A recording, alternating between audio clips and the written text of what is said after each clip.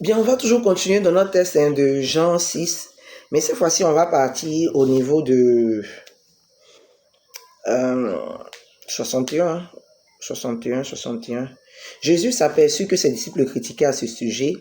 C'est pourquoi il leur dit, cela vous choque-t-il? Qu'arrivera-t-il alors si vous voyez le Fils de l'homme monter là où il était auparavant? C'est l'Esprit de Dieu qui donne la vie, l'homme seul n'aboutit à rien. Les paroles que je vous ai dites sont esprit et vie. Mais quelques-uns parmi vous ne croient pas. Frère, c'est Jésus qui parle.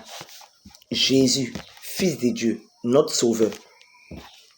Jésus qui a opéré des miracles, qui a fait pousser bras, qui a fait pousser pieds, qui a fait pousser oreilles, qui a fait beaucoup de choses. On ne croit pas en lui. Ils sont à côté, ils ont vu Jésus. Toi-même, tu n'es pas Jésus. Tu es un frère, tu es un modérateur, machin. Quand toi, tu donnes parole, si les gens ne croient pas, tu es fâché. Est-ce qu'ils sont obligés de croire? Tu es frustré. Parce que tu as donné parole, on n'a pas cru. Non, on te méprise. On te méprise. Et Jésus a donné parole. Les gens n'ont pas cru. Maintenant, idiot, tu te fâches pourquoi? Pourquoi quand tu donnes parole sur la vie de quelqu'un, puis la personne ne va pas t'écouter, la personne ne te croit pas, pourquoi tu te fâches? La parole, là, ça vient de toi ou bien ça vient du Saint-Esprit? Parce que c'est que je sais, si ça vient du Saint-Esprit, ton cœur doit être rempli d'amour. Alors toi, pourquoi tu te fâches? Jusqu'à même tu arrêtes de parler à la personne. Faut m'expliquer un peu, je veux comprendre. Jean, toi, tu es parole d'évangile. Quand toi, tu parles là, on n'a pas le droit de douter. Chacun est libre. Si on veut, on croit. Si on veut, on ne croit pas. Est-ce qu'on est obligé? On n'est pas obligé. Pas c'est ça. Jésus qui est Jésus. Le grand Jésus. Les gens même l'ont quitté.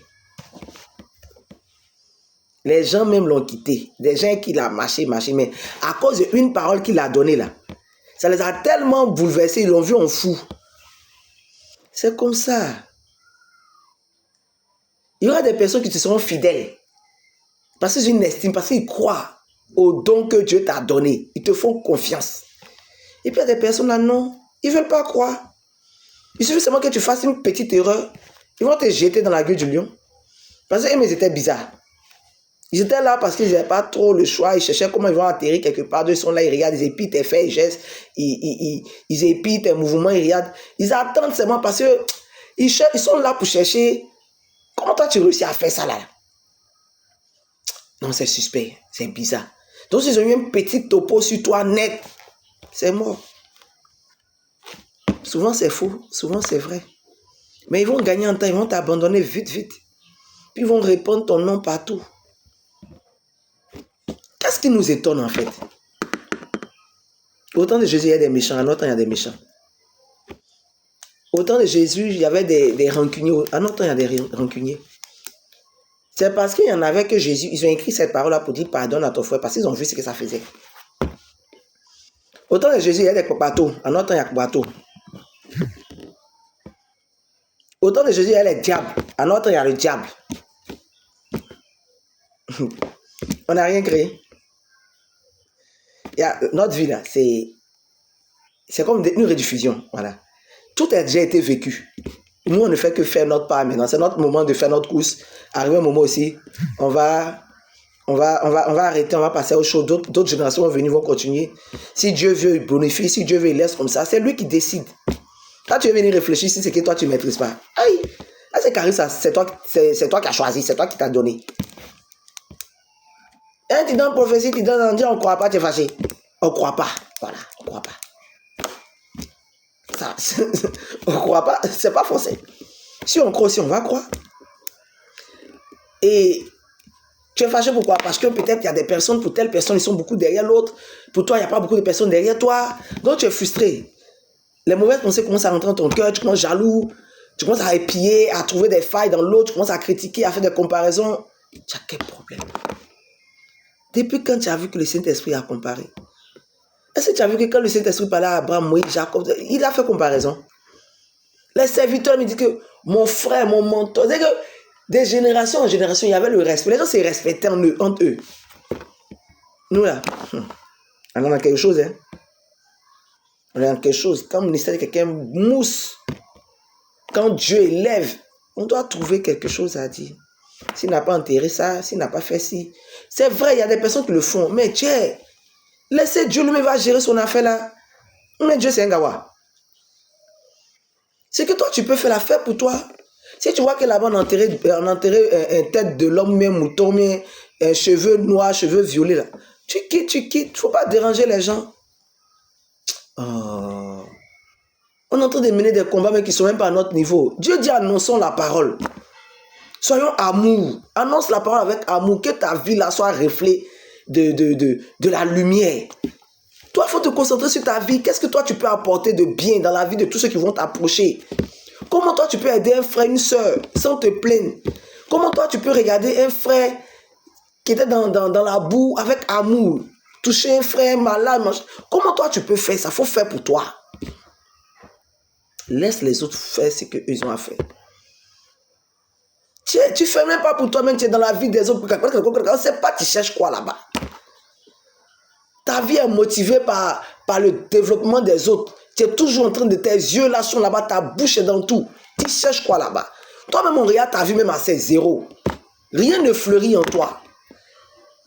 Mais tu ne te soucies pas de ça. Hein? Matin, midi, tu es dans le téléphone des gens. Est-ce que tu as vu que lui là, il a fait ça? Tu as vu ce que l'autre a fait? Tu as quel problème? Tu as quel problème? Faut m'expliquer. Tu as quel problème? Tiens, ta source d'énergie là, c'est la vie des autres. On est de dénoncer l'état de la société. Voilà, on nous donne les factures bizarres, courant. Tu ne parles pas de ça, hein? Comme là-bas, il y a la prison, tu ne parles pas de ça. Tu ne parles pas de ça, donc tu connais tes limites. Tu fais exprès. Tu connais tes limites. Tu fais exprès. C'est dans la vie des gens, tu sautes. Il faut te ressaisir. En tout cas, ressaisissons-nous. On a gaspillé notre temps à parler des choses inutiles. Parlons des choses essentielles. Qu'est-ce qui nourrit ton âme? Qu'est-ce qui fortifie tes os? Si tu n'as rien à dire, là, prie pour les autorités politiques. Prie pour les autorités ecclésiastiques. Prie pour les orphelins. Prie pour les veuves. Prie pour les non-scolarisés. Prie pour les gens où il y a la guerre. Prie pour les pandémies. Prie. Il y a beaucoup de sujets. Toi-même, il faut prier pour ta conversion aussi.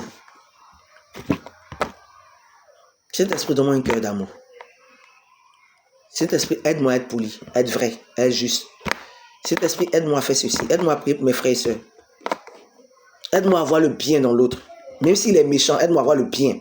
Le potentiel que tu as déposé en lui là, moi, il sait que tu as déposé quelque chose en tout un chacun. Aide-moi à regarder ça. Et que je ne regarde pas les autres. C'est comme ça que Jésus nous regarde. Sinon, tu penses que toi et moi, on mérite même de venir dire non de Jésus. Il y a nos bouches. Il y a nos bouches, on met nos bouches dans tout. On ne mérite même pas même. On ne mérite pas d'être.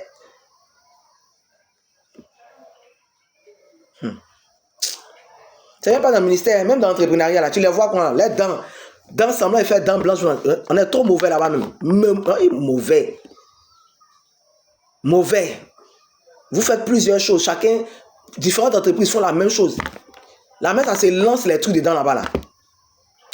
Tu demandes même si tu es en train de prendre les grâces là un peu pour mettre ta vie. Tiens. On est les petits diables partout, on est trop mauvais. On ne voit pas ça là pour changer. Hein. On ne voit pas ça pour changer. On est dans quoi? Tu es dans l'entrepreneuriat, si pour toi marche, pour l'autre à côté, tout le monde vient chez toi, on pèse, on ne peut pas chez l'autre, son cœur est gâté. On commence à dire non, c'est pas il faut un médicament pour après ça marche. Médicament, où c'est on fait pour ne pas faire aussi? Qu'est-ce qui vous empêche de faire un médicament pour avoir la même action? Allez-y faire aussi. Comme c'est facile et puis c'est chic, allez-y faire. Donc, ça veut dire que les enfants de Dieu peuvent être élevés. Quelqu'un qui prie, qui croit en Dieu, qui donne sa vie pleinement à Dieu, ne peut pas être riche. Jésus, il est pauvre. Quand vous voyez quelqu'un qui parle de Dieu, il est chaud, ça vous surprend. Pourquoi il a beaucoup d'argent? Tout le monde n'a pas les mêmes ministères. Il y a des gens qui doivent avoir beaucoup d'argent. Il y a des ministères là où eux ils vont prendre leur argent, ils vont se saper. C'est leur rôle. Ils vont s'occuper des veuves, c'est leur rôle. Vous voulez que tout le monde fasse comme vous, quoi. Aïe! Si Dieu t'a donné pour faire tout occuper des veuves, là, toi, vous faites pour toi. Lui qui a pris pour payer une voiture, c'est pour lui aussi. C'est quoi Dieu l'a fait. Mais on ne sait pas ce que Dieu l'a fait aussi. Ça, c'est un Dieu, lui. Ça vous concerne quoi? Moi, il dit, hein, on prie Dieu. On va parler de Dieu partout dans nos business. On sera riche et prospère.